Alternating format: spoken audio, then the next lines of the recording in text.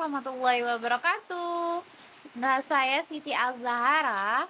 Di sini saya diberi tugas UAS oleh dosen saya pada mata kuliah Fikih Siasa, yang mana beliau menyuruh mahasiswanya untuk menjelaskan materi tentang ketatanegaraan pada masa Turki Utsmani. Dan saya akan menjelaskan materi tersebut. Dinasti Utsmani didirikan pada 1300 Masehi oleh suku nomad Kai dari Asia Tengah. Awalnya mereka melarikan diri dari serangan Mongol di bawah pimpinan Sulaiman Shah. Setelah kematiannya, kelompok ini terpecah menjadi dua. Sebagian kembali ke asalnya, sementara sekitar 400 keluarga melanjutkan perjalanan di bawah pemimpin Ertuğrul Ibnu Sulaiman menuju Asia Kecil, wilayah Turki Salju. Mereka membantu Sultan Alauddin II melawan Bizantium dan sebagai imbalannya diberi tanah di perbatasan Romawi sebagai pertahanan Salju. Setelah Ertuğrul wafat, kepemimpinan diteruskan oleh Utsman Ibnu Ertuğrul pada 1280 Masehi. Utsman mendapatkan perlakuan istimewa dari Sultan Salju dan diangkat sebagai gubernur dengan wewenang mencetak mata uang. Namun pada 1300 Masehi, ketika Mongol kembali menyerang dan Saljuk terpecah, Utsman memanfaatkan situasi untuk merdeka dari Saljuk, mempertahankan wilayah dari serangan Mongol dan mendirikan kerajaan Utsmani yang bertahan hingga 1924 Masehi.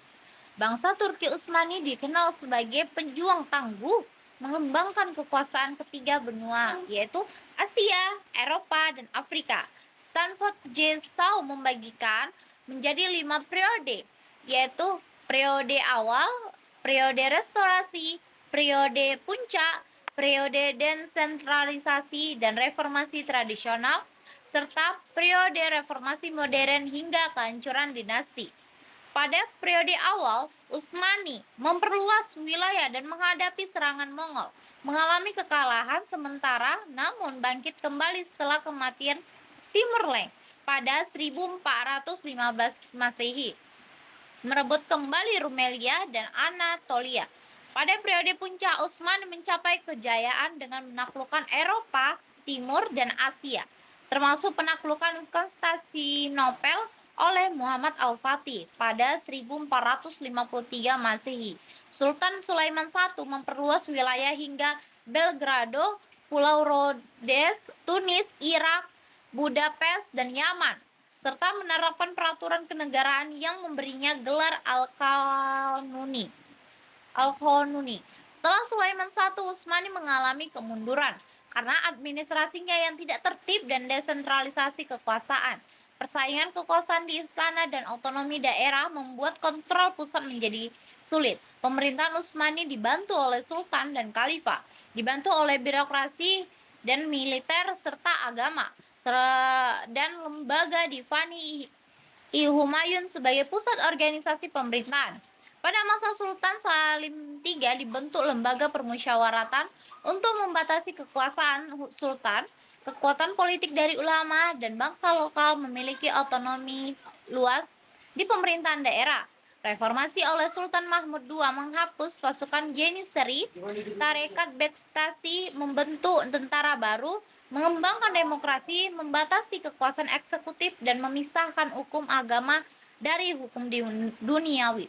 Pengaruh Eropa masuk ke sistem hukum Utsmani melalui gerakan Tanziman membawa perubahan besar hingga penghapusan khalifah oleh Mustafa Kemal yang mendirikan Republik Turki sekuler sepanjang sejarahnya.